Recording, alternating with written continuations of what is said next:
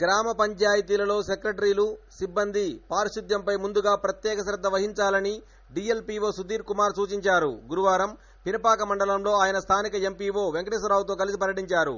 ముందుగా జానంపేట గ్రామ పంచాయతీ చేరుకున్న ఆయన గ్రామ పంచాయతీలో అవినీతి జరిగిందని అనేక ఫిర్యాదులు రావడంతో పలు రికార్డులను పరిశీలించారు.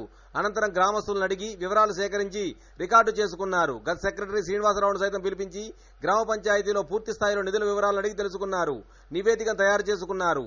జానంపేటలో ప్రధాన రహదారిపై రోడ్డు విస్తరణ వరకు రహదారులు ఏర్పాటు చేసుకోవడంపై ఆగ్రహం వ్యక్తం చేశారు.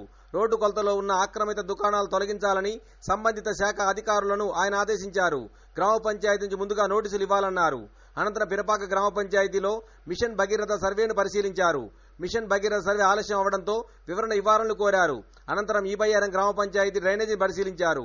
ఈబయ్యారం గ్రామంలో బస్టాండ్ సమీపంలో నీరు నిలిచి ఉంటుందని గ్రామస్తులు తెలపడంతో తక్షణమే పనులు ప్రారంభించి ప్రజలకు ఇబ్బంది లేకుండా నీరు నిలవకుండా చూడాలని ఎంపీఓను ఆదేశించారు. ఈబయ్యారం క్రాస్ రోడ్లో సైతం డ్రైనేజీ వరకు ఉన్న నిర్మాణాలు తొలగించాలని, సోమవారంలోగా పూర్తి డ్రైనేజ్ పనులు పూర్తి చేయాలని ఆయన ఆదేశించారు. ఈ కార్యక్రమంలో పలువురు శాఖ అధికారులు పాల్గొన్నారు.